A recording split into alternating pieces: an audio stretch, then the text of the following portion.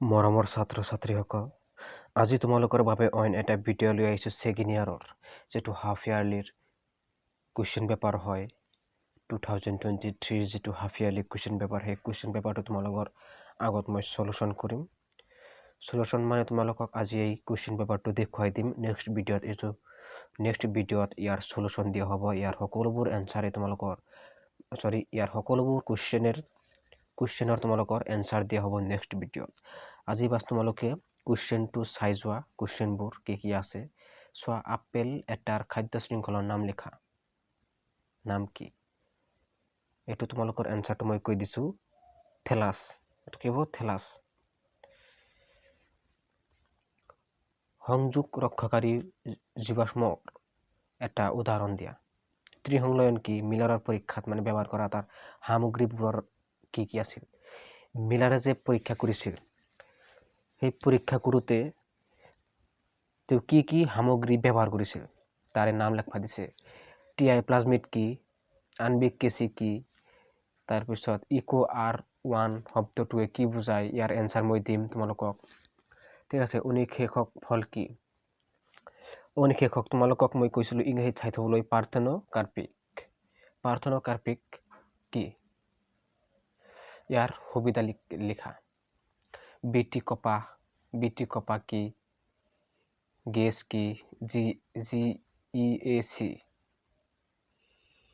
ইয়াৰ ফুল ফৰ্মটো কি লিখি দিবা আৰু ইয়াৰ বিষয়ে কেইটামান লাইন লিখি দিবা। তোমালোকৰ মাত্ৰ 2 মাৰ্ক। ঠিক আছে।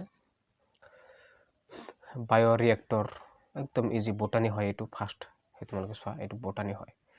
তোমালোকে মাৰ্ক হিচাপত লিখি যাবা এনচাৰবোৰ। চোৱা,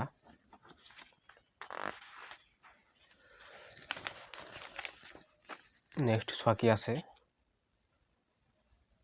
এইটো কিন্তু একদম কমন কুৱেশ্যন, তোমালোকৰ এইটো আহে। ঠিক আছে। জেল ইলেক্ট্ৰফৰেচিছ প্ৰক্ৰিয়াটো চমুকৈ বৰ্ণনা কৰা, একদম ইম্পৰ্টেণ্ট এইটো। তাৰপিছত এইটো তোমালোকে চাই থবা ফাইনেল এক্সামৰ কাৰণে, ছেকেণ্ড ইয়াৰত কিন্তু এইটো। ঠিক আছে। তোমালোকে ফাইনেল এক্সামৰ কাৰণে কুৱেশ্যনবোৰ চাই থব পাৰা। হাৰ্ডি ৱেইনবাৰ্গ সূত্ৰটো উদাহৰণসহ বৰ্ণনা কৰা। নাইবা তোমালোকে লিখিবা। নেক্সট চোৱা, তোমালোকৰ পাৰ্ট আছে কুৱেশ্যনটো তোমালোকে চাই ল'বা। জুলজি পাৰ্ট চোৱা কি আছে। চাৰ্টলি কোষৰ কাম কি? তোমালোকে চোৱা, ইংৰাজীত কিন্তু মানে ইমান ধৰিব নোৱাৰা যে কুৱেশ্যনটো কি। চাৰ্টলি কোষ মানে কি?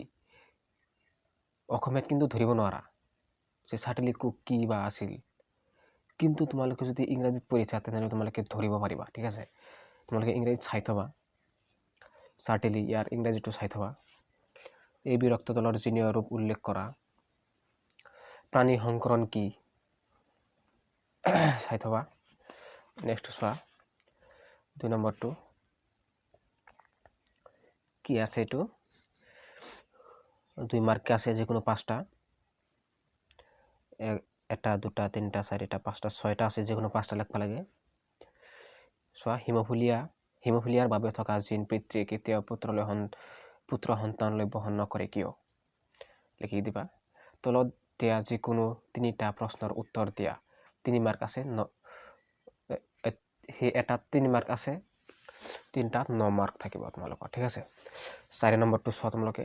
তলত দিয়া যিকোনো 2টা প্ৰশ্নৰ উত্তৰ দিয়া।